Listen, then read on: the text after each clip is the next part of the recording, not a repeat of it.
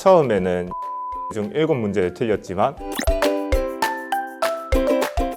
21년 8월 17일 이제 기초 수업이 시작하기 전 간간히 동영상 강의를 보면서 시작했습니다. 학원 종교 시간 4시간 및 이제 식당에서 이들 도다가 남는 시간 틈틈이 공부했습니다. 민법입니다. 왜냐하면 아무리 외워도 결국 이해하지 못하면 문제를 못 풀기 때문입니다. 회계 원리입니다. 문제를 여러 번 풀다 보니 어떤 문제라도 쉽게 풀게 되었습니다.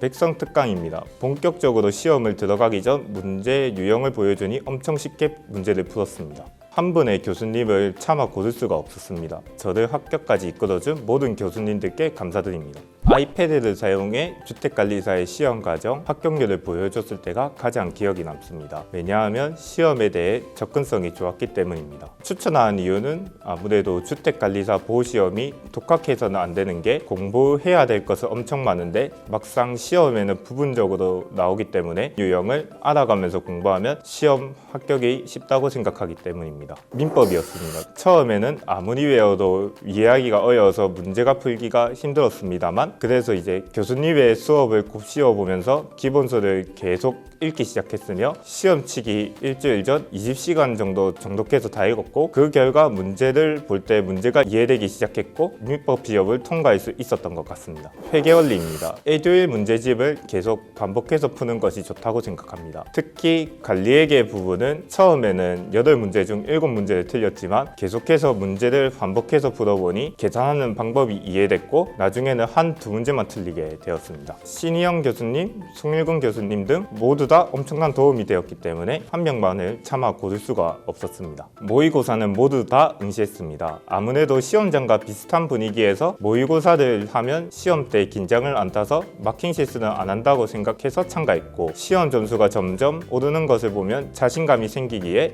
모의고사를 응시했습니다. 신희영 교수님의 3월 특강이라고 생각합니다. 자료를 받았을 때 이 문제의 보기가 정답인 이유와 이 문제의 보기가 틀린 이유를 설명해 준 것이 가장 크게 도움되었는데 그걸로 인해 문제를 풀 때 이 문제의 보기가 틀린 이유는 이거다라고 한 번에 이해가 되었기 때문입니다. 핵심 요약집만 들고 왔습니다. 아무래도 짧은 시간대에 모든 과목을 다 보고 싶었기 때문입니다. 아무리 생각해도 기본서가 가장 도움이 되었는데 결국 기본부터 다져야 심화적인 과정을 넘어갈 수 있다고 생각하기 때문입니다. 아버지의 가게일을 도와드린다고 1년 휴학을 결정한 뒤 그냥 가게일을 도와드리는 것보다는 뭐 하나라도 더 챙겨가는 것이 좋다고 생각하고 있던 중 아버지가 주택관리사보 자격증을 따보자고 제안하였고 이에 찬성하게 되면서 시험을 준비하게 되었습니다. 9월에 기초수강부터 시작하면 출발선이 남들보다 한 발짝이라도 앞서갈 수 있기에 꼭 합격할 수 있을 것 같습니다. 일단은 대학생인지라 학교를 졸업하는 게 우선이고 그 다음 주택관리사보 관련 직장에 들어갈 것 같습니다.